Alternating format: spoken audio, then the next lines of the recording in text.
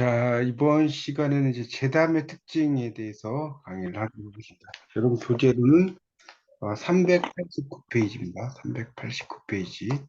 재담의 특징. 오늘 이제 재담의 특징까지만 하도록. 자, 389쪽을 펴보시면, 재담의 특징이라고 나와요. 재담. 이 재담이라는 것은 뭐냐면, 재치 플러스 재미라는 것을 이해하시면 되겠고, 이 재치는 뭐냐? 그러면 재미를 주기 위한 말의 기교다.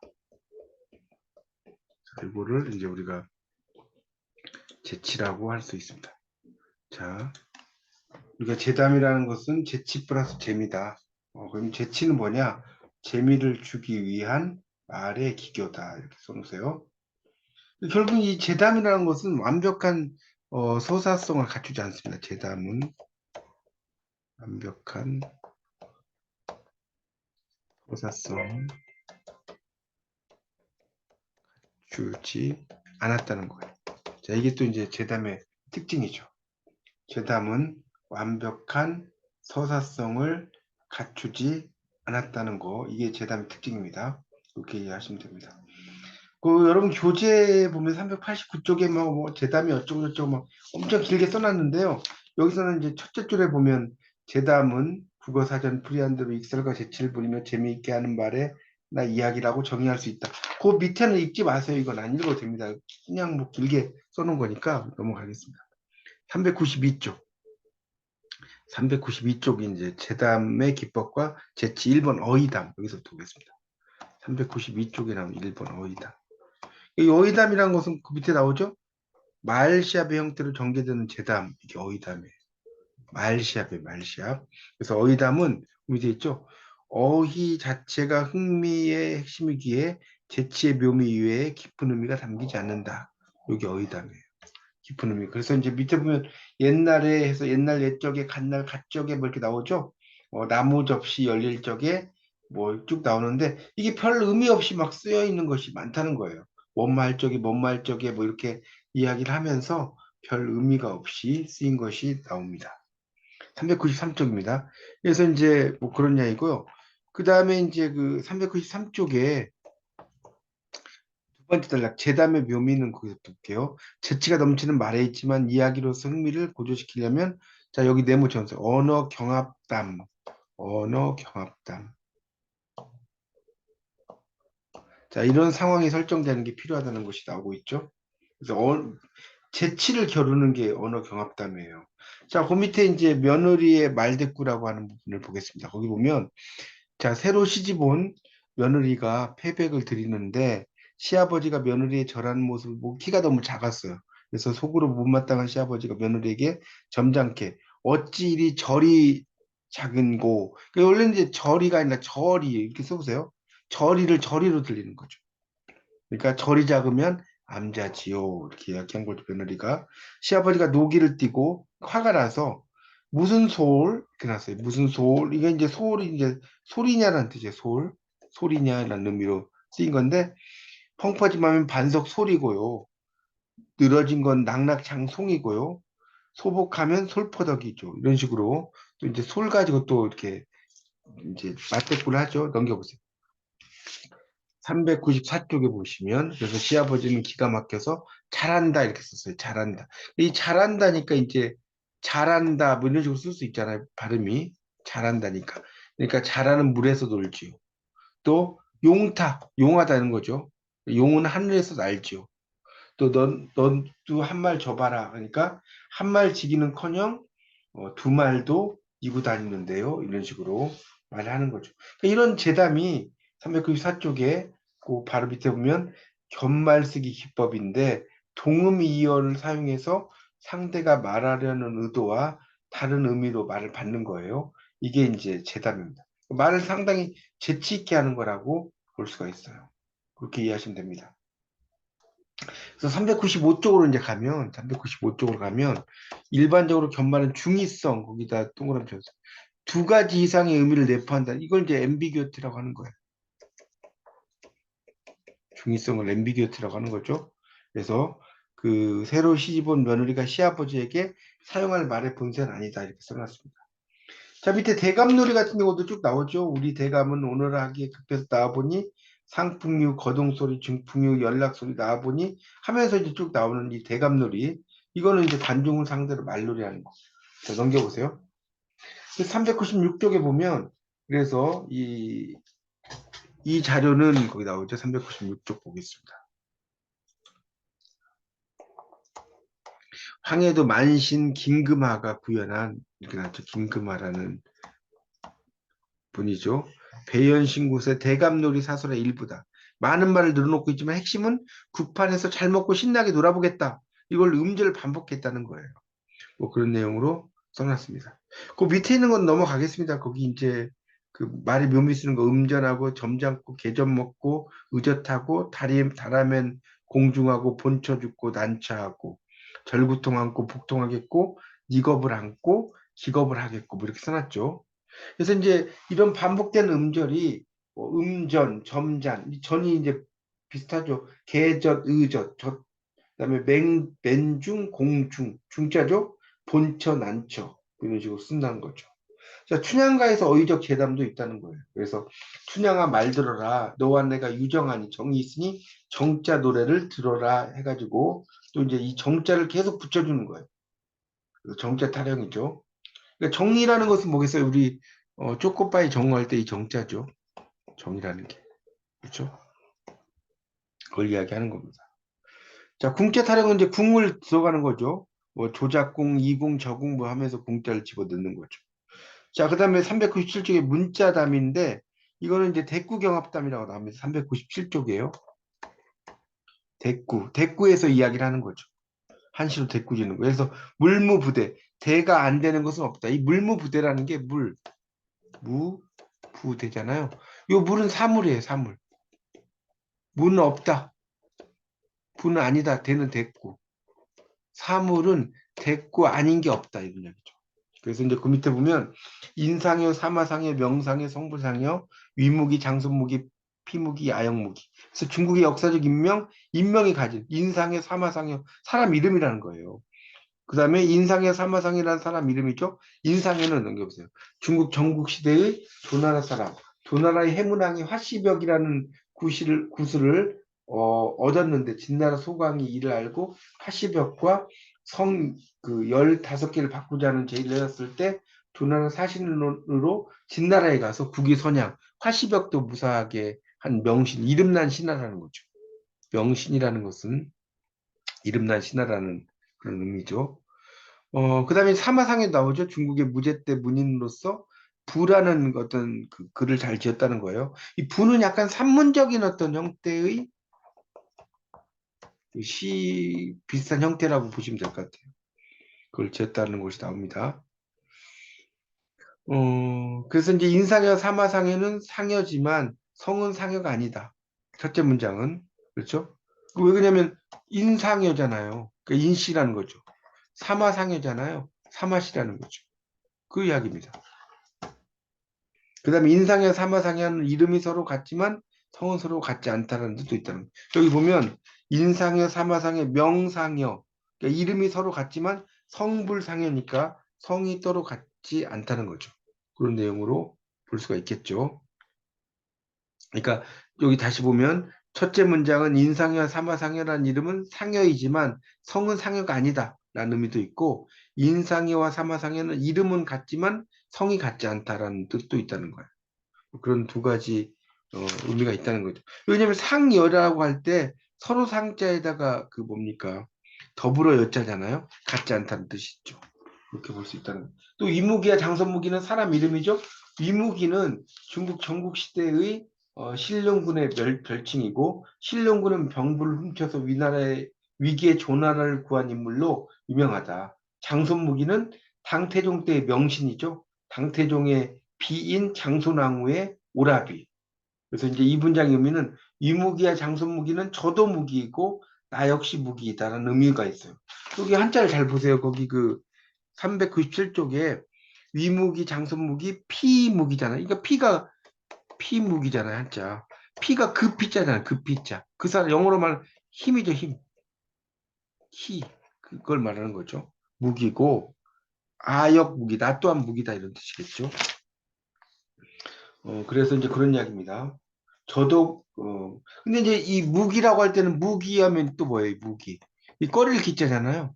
꺼려함이 없다는 뜻도 된다는 거죠. 무기라고 하면 그런 의미로 쓴 겁니다. 꺼려함이 없다는 그런 내용으로 그래서 이게 어떻게 된 거지? 그렇게 여러분 정리를 하시면 되겠습니다. 꺼려함이 없다는 무기도 됩니다. 자, 그 다음에 이제 그 밑에 주선왕, 문선왕 이것도 읽어보시면 밑에 보세요. 이 주선왕은 주나라 군주로 천자. 여기 이제 뭐 이 사람이 어떤 사람인지까지 여러분이 아실 필요 없어요. 여기 나온 거니까. 문선왕은 공자. 공자는 만고의 오래된 성현이다. 군주에게서도 스승이 될 수 있으나 군주와 신하로 양분할 경우는 신하이지 군주가 아니죠. 공자가 임금은 아니잖아요. 사마선왕은 중국 삼국시대 사마이. 사마이는 뭐 조비의 신하였어요. 조비는 조조의 아들이에요. 그의 손자 사마염이 삼국을 통일해서 진나라를 건국하고 선제, 그러니까 그 아주 유명한 왕으로 추존된 인물이라는 거죠. 그러니까 주선왕, 문선왕, 사마선왕은 하나는 군주이고 하나는 신하이며 하나는 임금도 아니고 신하도 아니다라는 것이다. 맞죠? 그걸 이야기하는 겁니다. 그러니까 이 문선왕 같은 경우는 공자기 때문에 공자는 임금이 아니라는 소리죠. 자, 오른쪽 보세요. 399쪽. 이에 대한 대꾸는 추맹자, 오맹자, 사인맹자는 하나는 남자이고 하나는 여자이고 하나는 남자도 아니고 여자도 아니다. 이게 나왔죠? 여기 보시면 일남 하나는 남자, 일여 하나는 여자, 일비 남 비녀니까 그래서 다시 보세요. 399쪽. 그래서 이제 그 셋째 줄 추맹자는 잘 알려진 성현 맹자로서 남자다. 오맹자는 여성이다. 그런데 사인맹자는 내시였던 인물이라는 거예요. 그러니까 성적 기능이 상실된 사람이기 때문에 남자도 여자도 아니다. 이렇게 지금 이야기를 하고 있는 겁니다. 자, 그 다음에 이제 399쪽 동방삭 서문표 남궁괄 북궁유 동서남북지인 자청룡 우백호 전주작 후연무 좌우 전우지문 이 동방삭은 되게 오래 산 인물이죠. 동방삭이라고 뭐 삼천갑자 동방삭 뭐 이렇게 이야기하지 않습니까? 서문표 이런 사람들 이야기하고 자청룡 그래서 동방삭은 한나라 무제 때 명신 서문표는 전국시대 위나라 사람 업지방의 수령으로 가서 하신에게 여자를 제물로 바친 악습을 타파한 것으로 유명한 인물이다. 남궁갈은 두 사람인데 하나는 주무왕의 신하 제물을 흩어서 빈미를 구조한 사람이죠. 또 한 사람은 춘추시대 노나라 사람이죠. 공자의 제자다. 그래서 다 남이 들어가면 상관이 없다. 어느 사람이나 북궁유도 인명이다. 사람 이름이죠. 사방을 가리키는 동서남북의 글자가 들어가는 성을 가진 인명을 열거한 것이다. 왜? 동서남북이잖아요. 동방삭 동.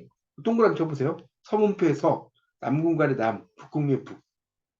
이제 그런 식으로 써놨다는 거죠. 그래서 성문의 이름을 열거한 것이다. 동문을 청룡문, 서문을 백호문, 남문을 주작문, 북문을 현무문이라고 하죠. 그리고 청룡, 백호, 현무, 주작 이런 거 있지 않습니까?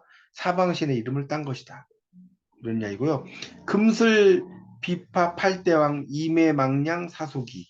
금슬 비파라는 한자에는 임금왕 8자가 있죠. 여기 보면 이 금슬 비파 보세요. 위에만 보면 여기 다 임금왕 있잖아요. 금슬 비파를 보시면 여기다 다 동그라미 쳐보세요. 하나, 둘, 다섯, 여섯, 일곱, 여덟이죠. 그걸 이야기하는 겁니다. 그래서 이에 대한 대꾸는 도깨비를 의미하는 글자인 임의망량. 다 무슨 기자? 귀신 기자가 있어요. 이게 이 귀신 기자잖아요. 요게 귀신 기자예요. 요 글자가 다 있다는 거예요. 그래서 그 속이는 대왕과 대꾸를 맞추는 것이다. 넘겨보세요. 400쪽에 오경루하 석양후. 이거는 이제 400쪽에는 오경루하에서 비급을 거보세요. 석양홍이죠. 그 다음에 여기는 9월 산 중에서 비급을 거보세요. 춘초록이죠. 이렇게 되는 거죠. 그러니까 오경루 아래 석양 붉다, 석양 붉다는 거죠. 그런 얘기죠. 그 다음에 9월산 속에 봄이 푸르다 이런 얘기죠. 근데 밑에 보면 오경루는 누가 기름이에요. 근데 오경이라는 건 새벽이죠. 우리가 삼경이라고 할 때 새벽 11시 써보세요. 그러니까 밤 11시에서 새벽 1시에 사경은 뭐겠어요? 새벽 1시에서 3시. 오경은 뭐겠어요? 새벽 3시에서 5시. 이렇게 되는 거죠. 이 오경도 된다는 거죠. 오경의 그 누각이 밝다. 오경루라는 지명도 될 수 있고 그런 이야기입니다. 그 다음에 여기 그 9월산 속에, 그러니까 9월은 이걸 이제 산 이름이 9월산일 수도 있고 9월의 산도 된다는 거죠. 9월산도 되고 9월의 산도 된다는 거. 그걸 이야기하는 겁니다. 그렇게 이해하시면 될 것 같고요. 그 다음에 이제 밑에는 사치, 하위, 생치, 노승, 자칭, 소승. 죽은 꽁이나 산꽁이나 꽁은 모두 생치다. 이렇게 났죠. 생치. 이 생치는 요리되지 않았다는 거예요. 생치는 요리되지 않았다는 뜻이에요. 죽은 꽁이나 산꽁이나 꽁은 모두 늙은 승려나 젊은 승려나 자기를 가리킬 땐 소승이라고 한다는 거죠. 그렇죠?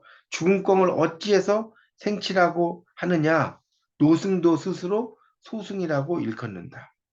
이렇게 나오죠. 노승도, 그러니까 나이 든 스님과 젊은 스님도 소승, 자기를 소승이라고 대승이라고 이야기하지는 않는다는 거죠.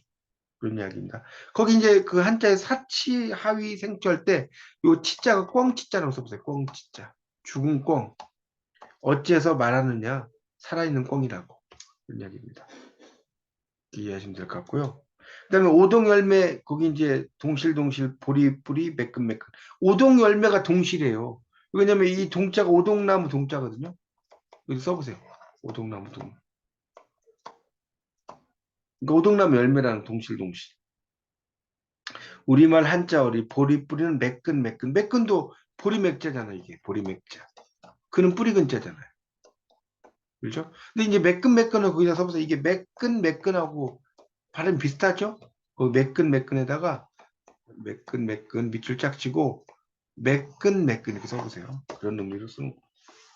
자, 그 다음에 차오산과 중국 사신의 대꾸문답 같은 경우도 이제 서로 그 광해군 때 명신 오산 차철로는 문명, 그러니까 문장력, 문명, 그 글로 인한 이름이잖아요. 문명이라는 게.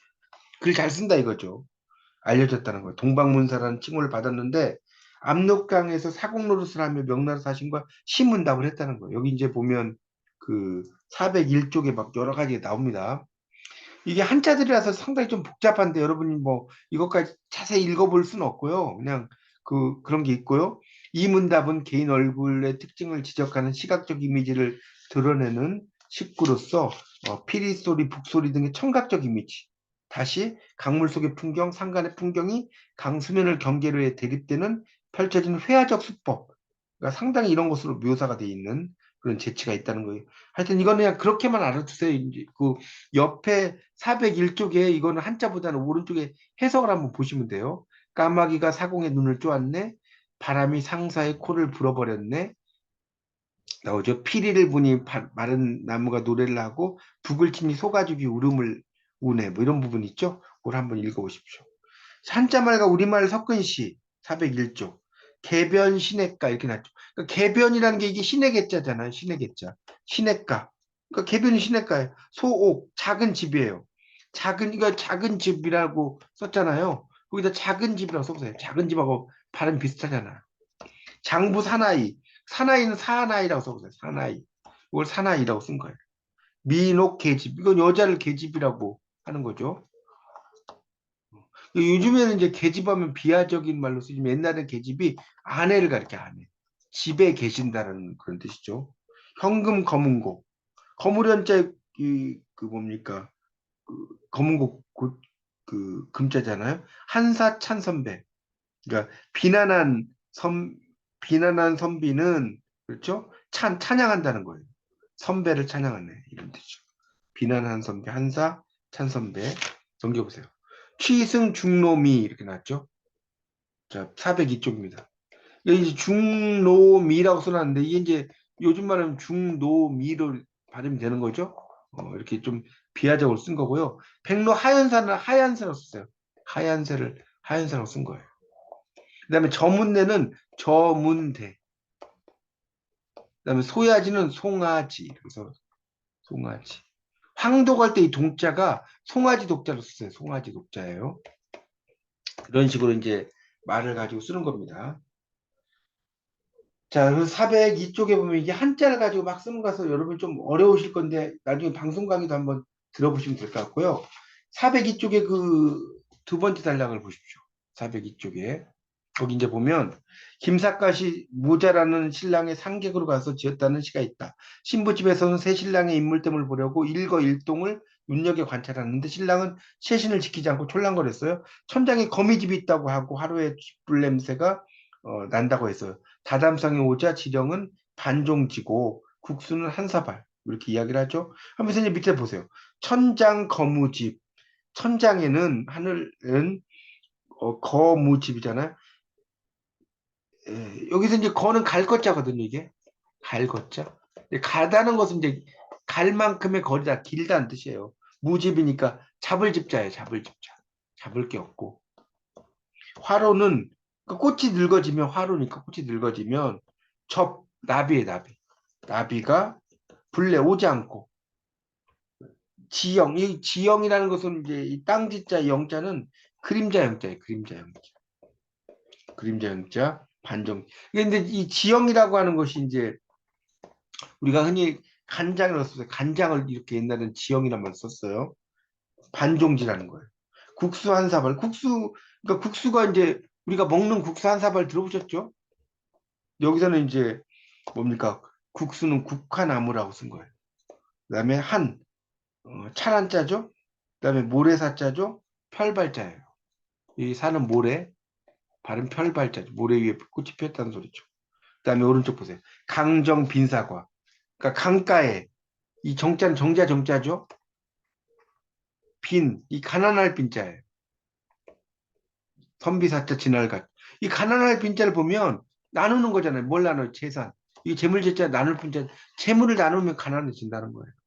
대치, 크게 취해서 엎드려, 소나무 아래. 이런 이야기죠. 그러니까 이게 이제 복숭아가 비슷하죠. 월이 사년계, 달이 옮길 이자거든요. 월이 할 때 이는 옮길 이자.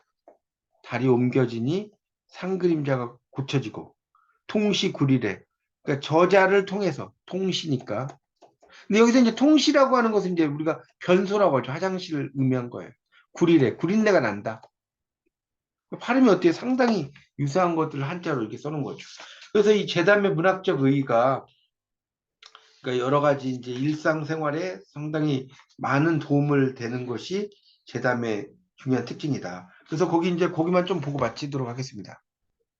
자, 거기 403쪽에 이제 보면 재담의 문학적 의의 첫째 줄 재담은 재치로 재미를 돋우어서 일상생활부터 언어 생활에서 활용된다. 자, 두 번째 단락. 재치는 인간의 매력을 돋보이게 하는 중요한 요소로 재치 있는 언어는 인간에게 신선한 공기 같아서 정신 건강에 도움이 된다. 여기 밑줄. 자, 넘겨보세요. 거기 이제 위에서 뭡니까? 404쪽이 둘째 줄 보세요. 재담꾼을 뭐라고 했다? 404쪽에. 익살광대라고 했다. 익살 맞은 광대라는 거. 그거 알아두시고요. 그 다음에 거기 404쪽에 밑에서 두 번째 단락. 트릭스터란 말이 있을 거예요. 트릭스터.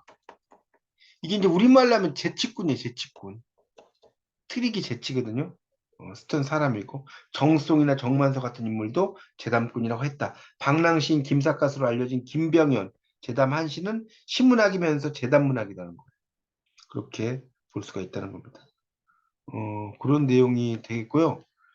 그 다음에 이제 거기 405쪽에 이제 막 길게 나오는데 그 넘어가고 여기에서 결말 기법은 재담 한시의 기법과 같이 한자말을 같은 다른 한자로 바꿔서 우리말로 풀이하는 것이다.